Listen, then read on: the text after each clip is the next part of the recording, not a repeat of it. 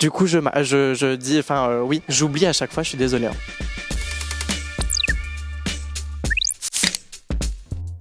Non, je dis non, tout simplement parce que je suis Rémi, que j'ai déjà mis beaucoup de temps à m'accepter en homme parce que j'ai été souvent harcelée à l'école. J'ai fait The Voice en Léona tout simplement parce que je me sens toujours pas à l'aise sur scène en homme. J'ai l'impression d'être plus libre de mes mouvements, j'ai l'impression d'être tout simplement beaucoup plus moi-même. Mon côté androgyne du coup ne me gêne plus quand je suis en femme sur scène.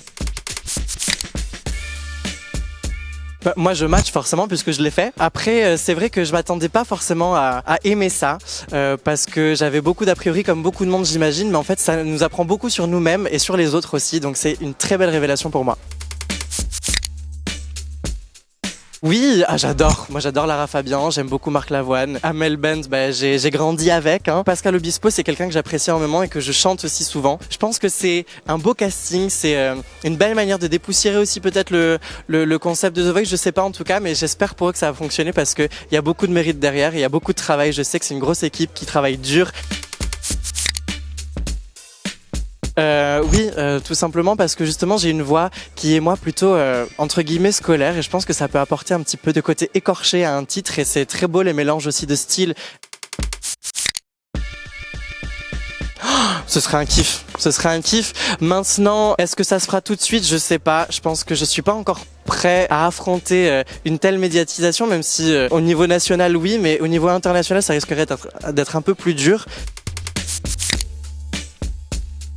Finalement c'est beaucoup plus facile que ce que j'espérais. Ça m'a beaucoup appris sur moi-même tout simplement parce que maintenant je sais m'adapter aux autres, je sais aussi être un peu moins ordonné, voilà, je sais tout simplement plus me faire confiance et lâcher prise. Donc non, une très belle révélation pour moi la vie en communauté.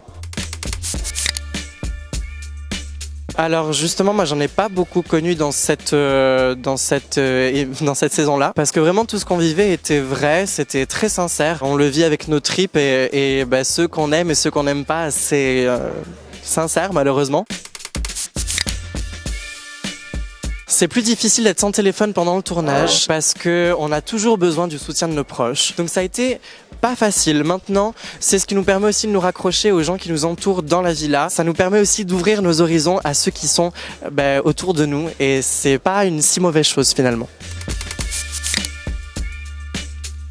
Impossible parce que si on veut pouvoir avoir un lien avec ceux qui nous regardent, et c'est aussi pour ça qu'on le fait, c'est pour avoir une communauté, des gens qui nous suivent et des gens avec qui partager tout ce qu'on vit. Donc non, moi je suis vraiment pas du tout contre les réseaux, au contraire il les faut. Maintenant il faut savoir les doser aussi.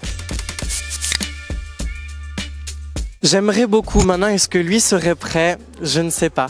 Mais moi, de toute façon, je suis très transparent, autant à la vie qu'à la scène, encore une fois. Ça m'aurait vraiment fait plaisir qu'il puisse ne serait-ce que faire une apparition ou une demande en mariage. En tout cas, c'est peut-être en projet, je sais pas, on va voir. C'est à discuter. Les haters, il en faut, parce que à partir du moment où c'est constructif, il en faut. Tout ce qui est critique et qui peut m'apporter quelque chose, je les écoute, je les regarde et j'essaie en tout cas de les intégrer pour pouvoir toujours grandir tout simplement et aller plus loin dans l'art que je fais et dans qui je suis aussi.